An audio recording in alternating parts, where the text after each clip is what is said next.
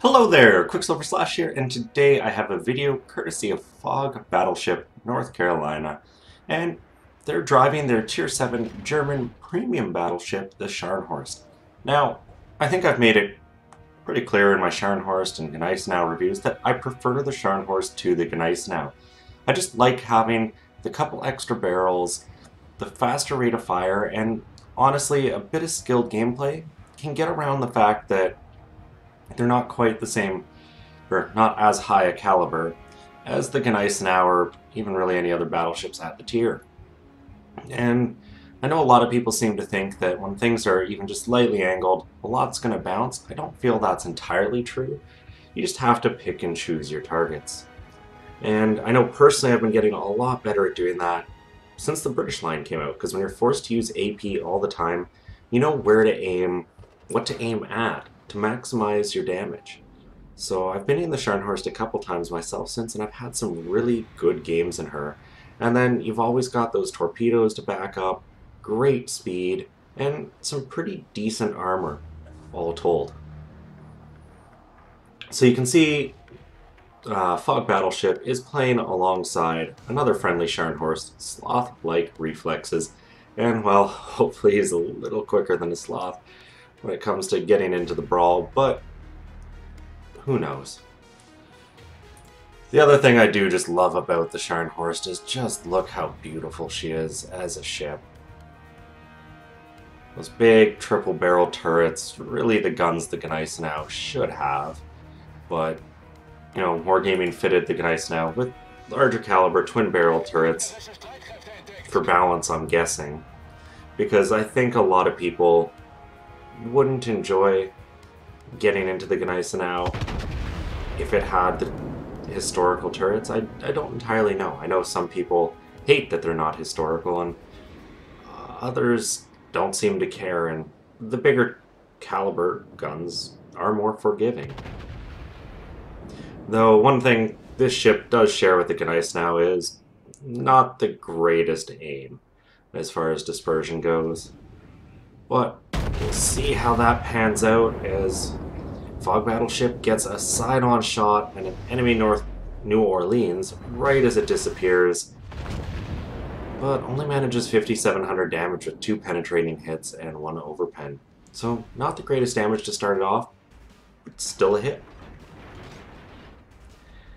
Now you can see everyone is pretty much lemoning towards the Charlie Cap, and that's really not a good thing. There's no way to put it. Anytime a team does this, and just looking at the group on the minimap, like everyone's kind of piling up into a ball, no one's pushing in.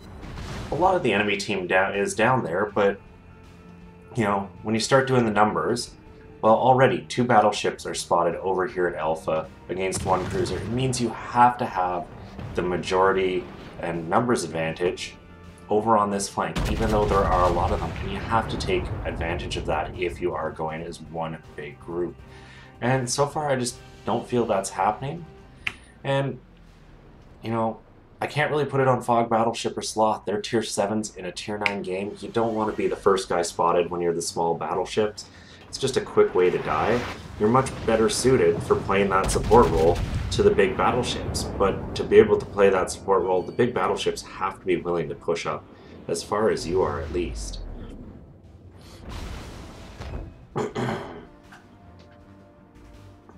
So far, not the quickest start to the match. 10,000 in, almost, well, 4.5 minutes into the match, pretty much, and, well, at least Fog's team picks up a first blood, getting rid of that enemy New Orleans.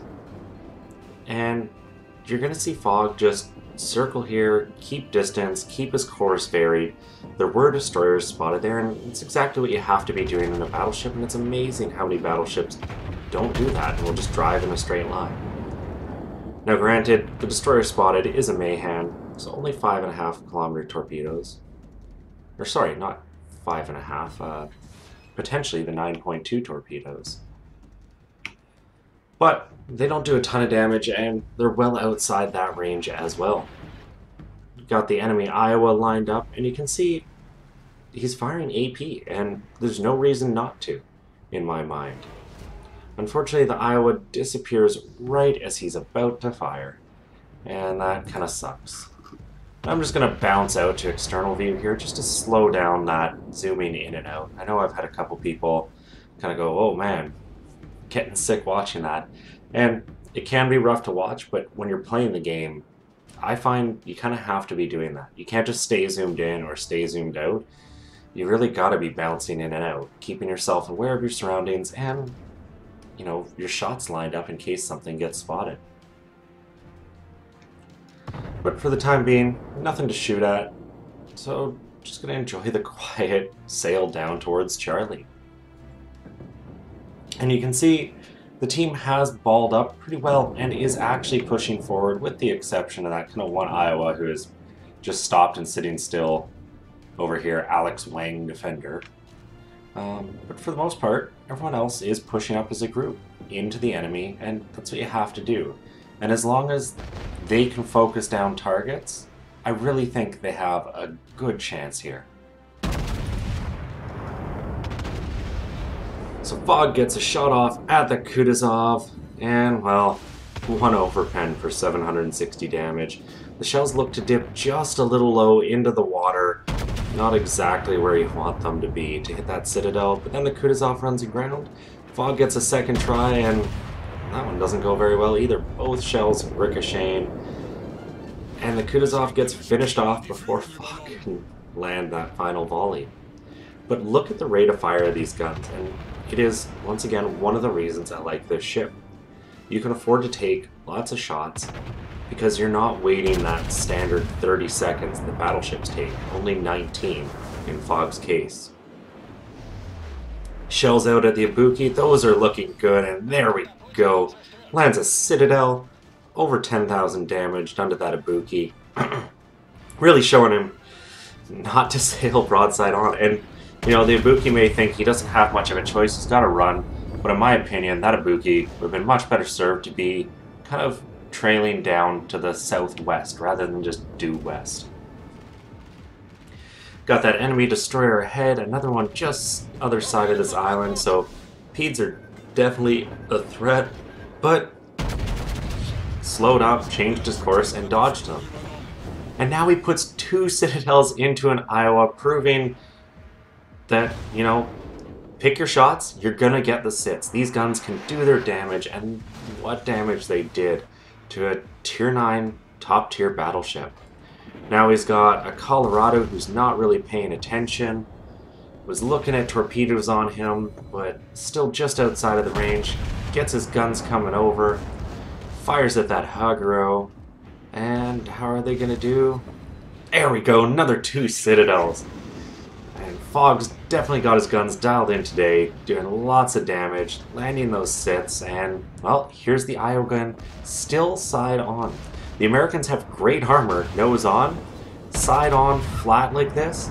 It's not going to stop even the smaller caliber shells of the Scharnhorst, or even cruiser shells. Like, they're going in. That's just a fact. And I know I've had people debate, what's the best tier 10 battleship? And a lot think it's the Yamato. And the Yamato nose on, those big heavy guns, can do a lot of damage. But just like the Iowa here, if you can get the Yamato's side, she can be erased in a hurry. And I think the Grosser Kurfürst actually does a little better in the tanking situations. But that's another argument to be had on another day. For now, just enjoy as Fog Battleship rips apart the enemy team, charging into B all alone to really try to pick up some slack of his team, who's still kind of just in the back. You know, the Iowa's moved maybe another 100 feet. The Izumo is trailing behind. A couple cruisers are chasing after a battleship to the south. I really feel Fog made an important call here and did a great job preserving his hit points while doling out some massive chunks of damage to Colorado, the Iowa, that Haguro. Just laid it on and is up to 119,000 damage, and then drives into the smoke left behind by this Bliskovica. Gonna use it, and you can see, once again, with these guns, being patient, waiting to see if that eye was going to give him a really good shot at the side of his ship. Unfortunately, this guy is a little more skilled. Well, at least a little better with his angling. His aim wasn't very good. And you can see Fog's kind of ignoring him. And I personally believe this is because Fog knows throwing those shells isn't going to do a lot right now. So focusing on getting some torpedoes in the water on another target is more important. And he ends up shooting the Qckslvrslash there for about 3,000 damage. And sorry, that wasn't the Qckslvrslash's smoke he drove into, that would have been the Mayhan's. So this enemy Iowa has definitely made a mistake here. Kind of closing in on a Scharnhorst. And, well, you know, these German battleships with torpedoes are great at one thing, and that is closing to close range and dropping the fish, letting them do the work. And I am expecting them to go in any second here. I think Sloth is just waiting to see if the Iowa's going to try to turn or do anything drastic. Then, well, quite honestly, the torpedoes may not even be needed at this point, though Sloth is rapidly losing health. So, might be a good idea to get them off. You can see him cut hard over. Is he going to put them in the water? And he never does. But the Iowa gets finished off by the Qckl. Next up on the hit list, it looks like it's going to be this Ibuki for Fog, as, once again, just kind of sailing broadside on, completely unaware of where Fog is looking. And fortunately, only 2 overpens and a ricocheting shell for him, but I think he's underestimating the reload on this battleship. You can see he turns to get all those guns facing again. And, well, Fog's going to be able to get more shots off, though. He ends up holding it because you can see, be patient, wait, and half the time cruisers are just going to give you a better shot.